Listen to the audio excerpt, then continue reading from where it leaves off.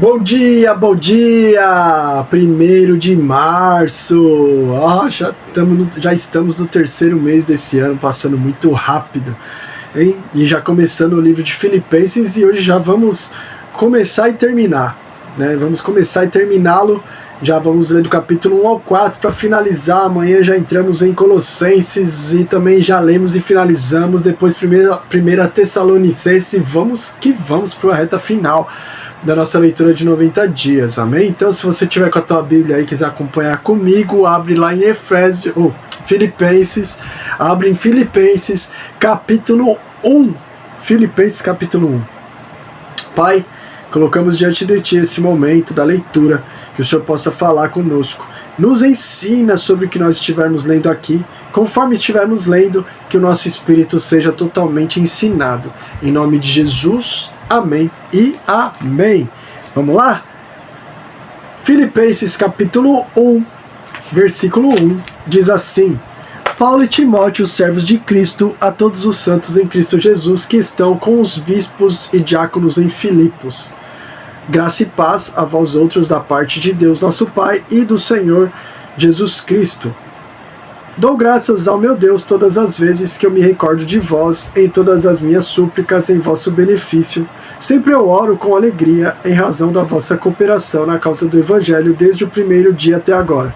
Eu estou plenamente convicto de que aquele que iniciou boa obra em vós há de concluí-la até o dia de Cristo Jesus.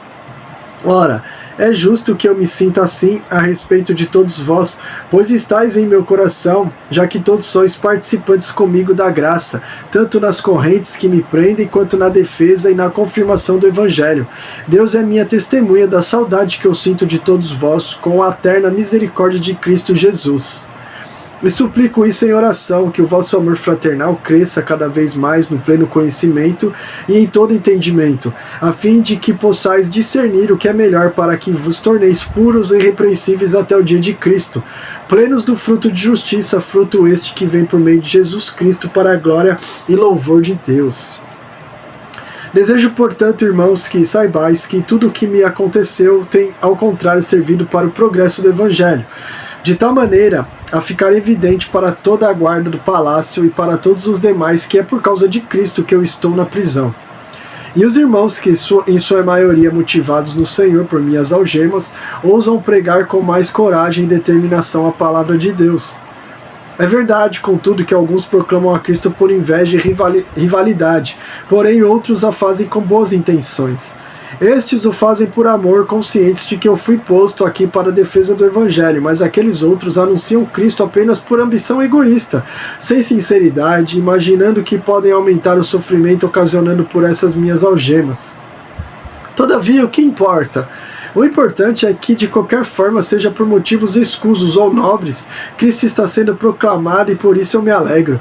Em verdade, sempre me alegrarei, pois eu estou certo de que o que se passou comigo resultará em libertação para mim, graças às vossas súplicas e pelo socorro do Espírito de Jesus Cristo. Aguardo com ansiedade e grande esperança que em nada serei decepcionado. Pelo contrário, com toda a intrepidez, tanto agora como em todos os dias, Cristo será engrandecido no meu corpo, seja durante a vida ou mesmo na hora da morte, porque para mim o viver é Cristo e o morrer é lucro. Caso continue vivendo no corpo, certamente apreciarei o fruto do meu labor, mas já não sei o que escolher. Sinto-me conclamado pelos dois lados. Desejo partir e estar com Cristo, o que é infinitamente melhor, mas entendo que por vossa causa é mais necessário que eu permaneça no corpo. Portanto, imbuído dessa confiança, creio que eu vou permanecer e continuar com todos vós para o vosso progresso e alegria na fé, a fim de que pela minha presença, uma vez mais, o vosso louvor e glória em Cristo Jesus transborde por minha causa. Portai-vos como cidadãos dignos do Evangelho de Cristo, para que dessa forma, quer eu vá e vos veja, quer tão somente ouça a vosso respeito em minha ausência, tenha eu conhecimento de que permaneceis firmes num só espírito, combatendo unânimes em prol da fé evangélica, ou da fé do Evangelho, né? sem de maneira alguma vos deixar desconstranger por aqueles que se opõem à vossa fé. Para eles isso é sinal de perdição, entretanto para vós de salvação, e isso vem da parte de Deus. Porquanto por amor de Cristo vos foi concedida a graça de não somente crer em Cristo, mas também de sofrer por ele, considerando que estáis passando pela mesma luta que me viram combater e agora ouvis que ainda enfrento. Capítulo 2. Portanto, se por estarmos em Cristo temos algum poder, algum encorajamento de amor, alguma comunhão no Espírito, alguma profunda fraternidade e compaixão, completai a minha alegria, tendo o mesmo modo de pensar, o mesmo amor, um só Espírito e uma só atitude. Nada façais por rivalidade, nem por vaidade. Pelo contrário, cada um considere com toda a humildade as demais pessoas superiores a si mesmo. Cada um zele não apenas por seus próprios interesses, mas igualmente pelos interesses dos outros. Tende em vós o mesmo sentimento que houve também em Cristo Jesus, o qual, tendo plenamente a natureza de Deus, não reivindicou ser igual a Deus, mas pelo contrário esvaziou-se a si mesmo, assumindo plenamente a forma de servo e tornando-se semelhante aos seres humanos.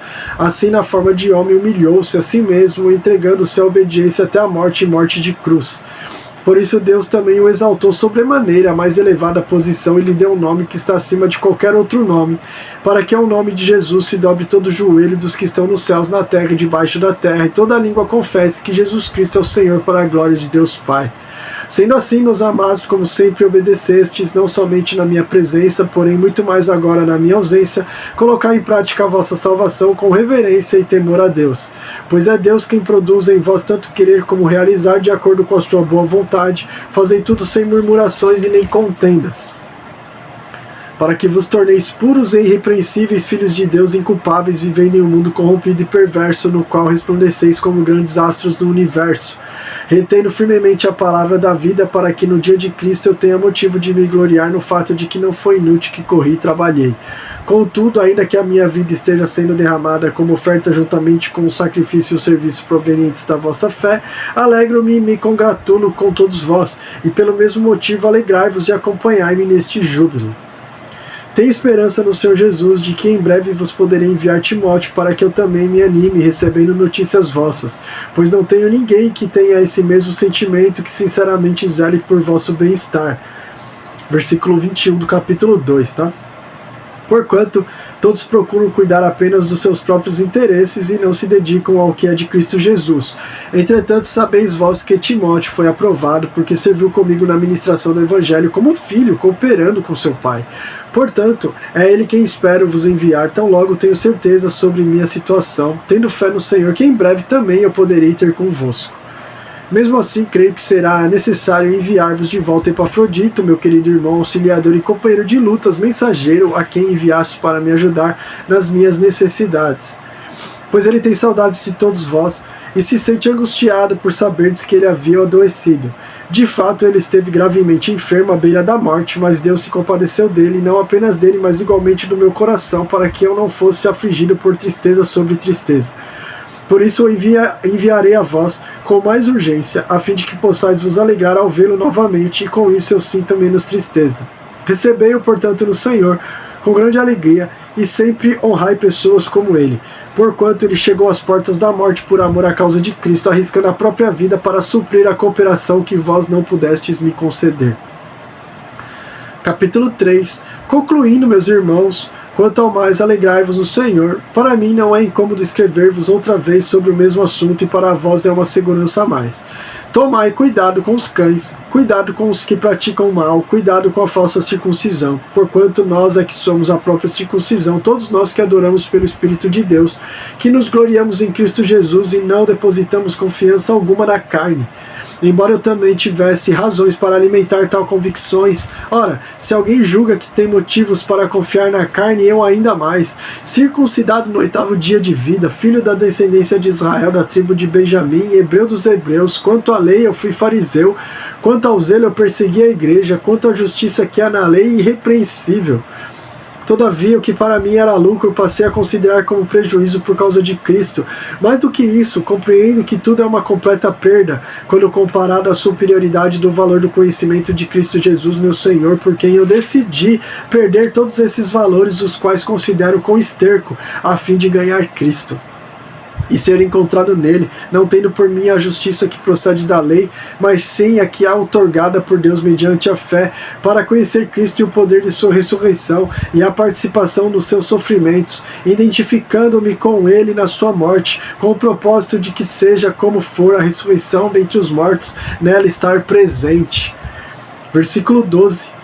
Não que eu já tenha alcançado tudo isso, ou seja perfeito, entretanto vou caminhando, buscando alcançar aquilo para o que também foi alcançado por Cristo Jesus.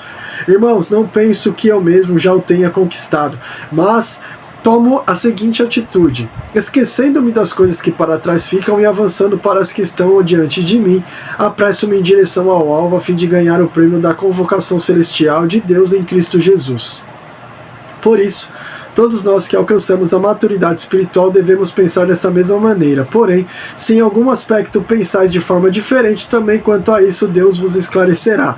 Contudo, caminhemos na medida da perfeição que já atingimos. Caros irmãos, sede meus imitadores e prestar atenção nos que caminham de acordo com o padrão do comportamento que temos vivido. Porquanto, como já vos adverti repetidas vezes e agora repito com lágrimas nos olhos, que há muitos que vivem como inimigos da cruz de Cristo. O fim dessas pessoas é a perdição, o Deus deles é o estômago, e o orgulho que eles ostentam fundamentam-se no que é vergonhoso, eles se preocupam apenas com o que é terreno. No entanto, a nossa cidadania é dos céus, de onde aguardamos com grande expectativa o Salvador, o Senhor Jesus Cristo, que transformará nossos corpos humilhados, tornando-os semelhantes ao seu corpo glorioso, pelo poder que o capacita a colocar tudo o que existe debaixo do seu pleno domínio. Capítulo 4, para finalizarmos Filipenses. Portanto, meus irmãos, a quem amo e de quem tenho saudades, minha alegria e coroa, permanecei assim firmes no Senhor, amados. Suplico a Evódia e a Sintique que restabeleçam a boa convivência no Senhor. Sim, eu peço a ti, leal companheiro de jugo, que ajudes pelos ministrarem comigo na causa do Evangelho, juntamente com Clemente, com os meus outros cooperadores, cujos nomes estão no livro da vida. Alegrai-vos sempre no Senhor, e novamente eu vos afirmo, alegrai-vos. Seja a vossa amabilidade conhecida por todas as pessoas, breve voltará o Senhor. Não andeis ansiosos por motivo algum, pelo contrário, sejam todas as vossas solicitações declaradas na presença de Deus por meio da oração e súplicas com ação de graças. E a paz de Deus, que ultrapassa todo entendimento, guardará o vosso coração e os vossos pensamentos em Cristo Jesus. Concluindo, caros irmãos, absolutamente tudo que for verdadeiro, tudo que for honesto, tudo que for justo, tudo que for puro, tudo que for amável, tudo que for de boa fama, se houver algo de excelente ou digno de louvor, nisso pensai. Tudo que aprendestes, recebestes, ouvistes e vistes em mim, isso praticai, e o Deus da paz estará convosco. Versículo 10 do capítulo 4. Alegro-me grandemente no Senhor por terdes finalmente renovado o vosso cuidado para comigo, sobre o qual na verdade estáveis atentos, mas vos faltava ocasião apropriada. Não vos declaro isso por estar necessitado, porquanto aprendi a viver satisfeito sob toda e qualquer circunstância.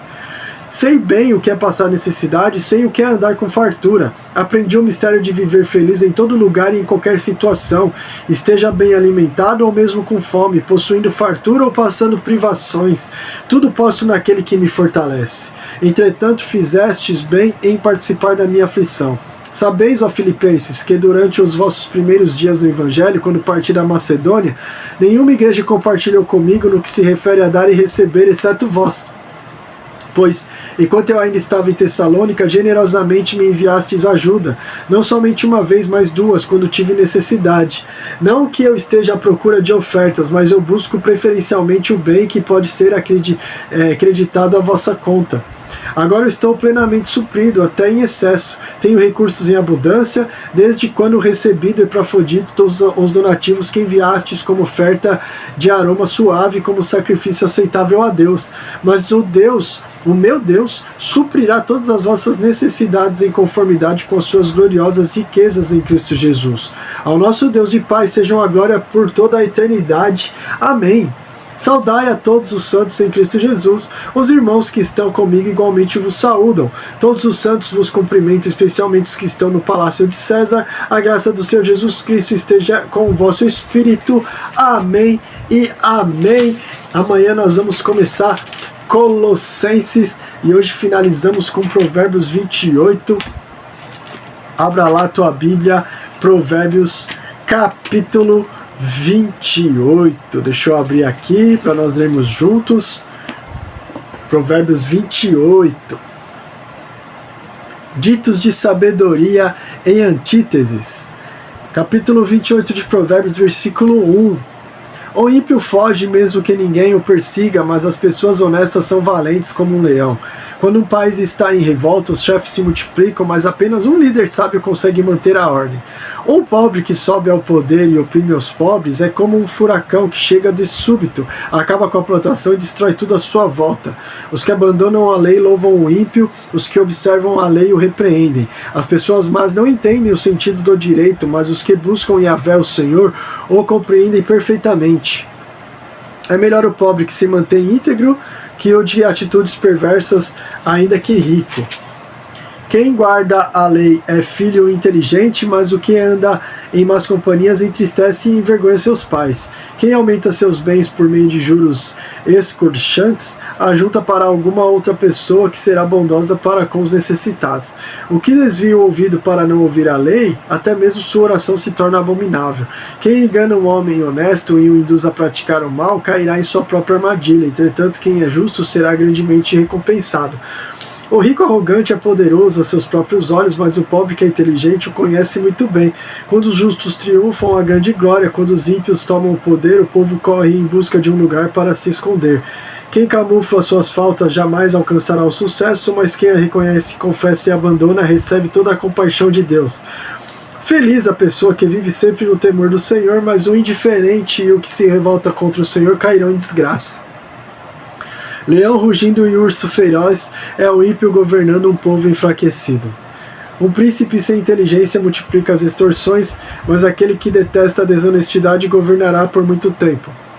Um homem culpado de assassinato fugirá até a sepultura, que ninguém o proteja. Quem procura caminhar de maneira honesta viverá seguro, mas quem procede com perversidade subitamente encontrará a desgraça.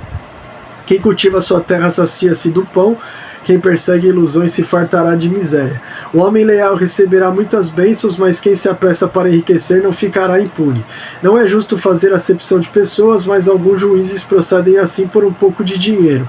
O homem de olho ávido corre atrás da riqueza e não sabe que a necessidade vai cair sobre ele. Quem repreende um homem depois achará favor mais do que aquele que o bajula com palavras vãs. Quem rouba seu pai e sua mãe e alega, isso não é errado, é comparsa do destruidor.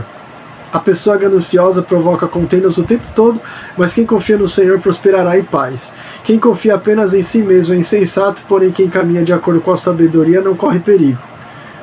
Quem dá aos pobres não viverá em necessidade, mas quem esconde seus olhos do que precisam de ajuda sofrerá muitas maldições. Quando os perversos sobem ao poder, o povo se esconde, mas quando eles encontram destruição, os justos florescem. Amém? Pai, nós te louvamos por essas escrituras, pela tua voz em nosso espírito. Nos alinha e que nós possamos glorificar o teu nome mais uma vez, em nome de Jesus. Amém? Deus te abençoe.